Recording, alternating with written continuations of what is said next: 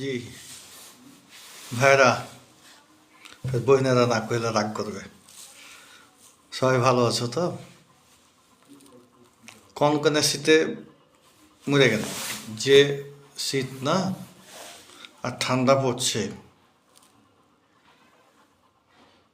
একবারে কাঁপিয়ে দিচ্ছে জি। চাঁপাইনবাবগঞ্জের আজকের আঞ্চলিক শব্দ হলো ফুঁই ফুঁই। হারা প্রায় সময় কয়া থাকে ফুঁই ফুঁই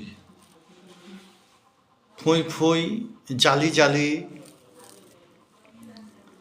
মানে কচি কচি, ছোট ছোট ছোট ছোট কচি কচি, যা বিচি পুষ্ট হয়নি, হ্যাঁ, কম বয়সী, এগুলাকে কিন্তু হারা ফুঁই ফুঁই কহি।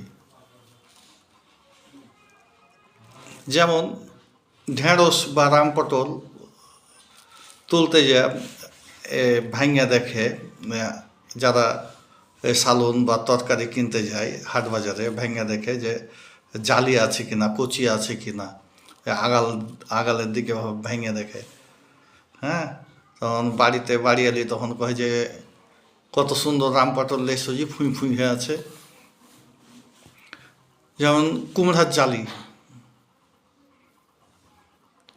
বিচি না থাকলে খুব খুশি, ওকে ভাজিও খাওয়া যায়, সুরোয়াও খাওয়া যায়, মানে ঝোল, মাছ দেও খাওয়া যায়, গোস দেও খাওয়া যায়। গরুর গোস দিয়ে বেশি ভালো লাগে কুমড়ার জালি খেতে। হ্যাঁ, আলু দেও খাইতে ভালো লাগে, আলু আর কুমড়ার জালি সুরোয়া করে না, খুব ভালোই, খারাপ লাগে। মাছিটা জ্বালাইছে, কুঁড়ে দেখে ঢুকেছে মাছিটা, জ্বালাইছে। তো যাক, এ ফুঁই বেশিরভাগ হারা এটা ব্যবহার করি তরি তরকারির মধ্যে,